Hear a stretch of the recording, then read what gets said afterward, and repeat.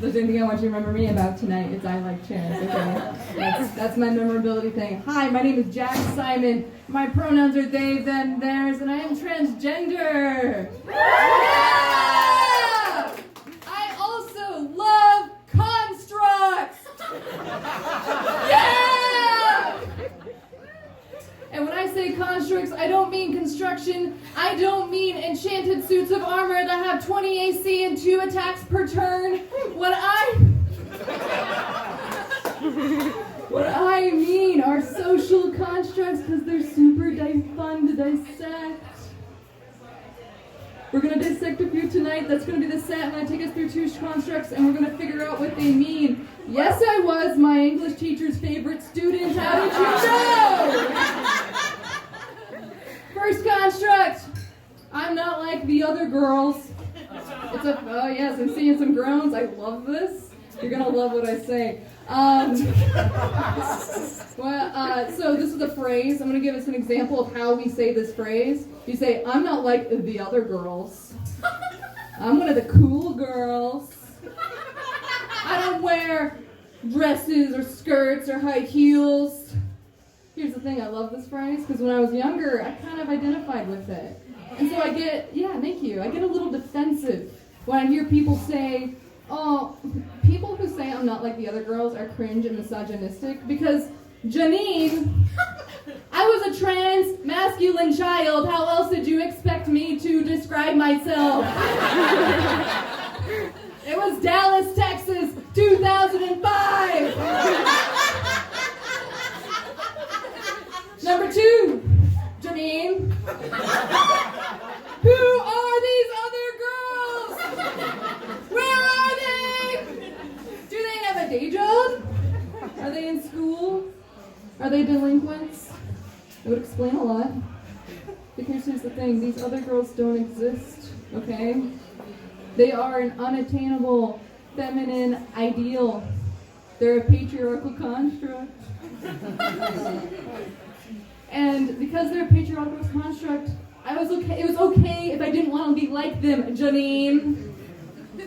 Secondly, if they're patriarchal constructs, this means they wouldn't be hurt if I didn't want to be like them. They're constructs. They're immune to most forms of psychic damage. Second construct we're going to discuss, sports. I love sports. Not because I love sports, because I love sports ball. That is a noun, popular roughly 2017 to 2018. I will give us a use case scenario. I will walk into my workplace, my jock coworker walks in and is like, hey Jack, that's how he speaks, hey Jack, did you see the Celtics game this weekend? I'd be like, no, sports ball, and I'd own him. I love that phrase because of how people started responding to that phrase. My jock coworker would come into work and say, hey Jack, did you see the Patriots game last weekend? He hadn't learned his lesson. I'd be like, no, sports ball. Then you go, just so people like things, okay? Just so people like things. Just so people like, which I find hilarious. Because I open a pack of magic cards once a week at work, and I do so in secret.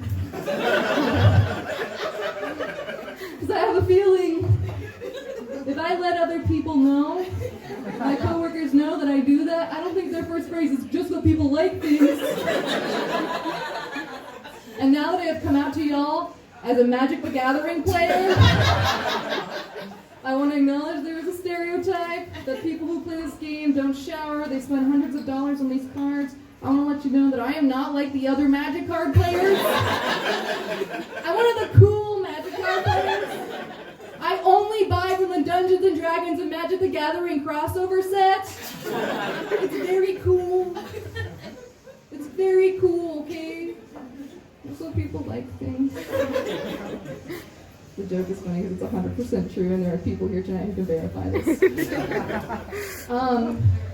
So we just talked about the constructs. The reason why I'm enamored with these constructs is because it is interesting what constructs we choose to defend.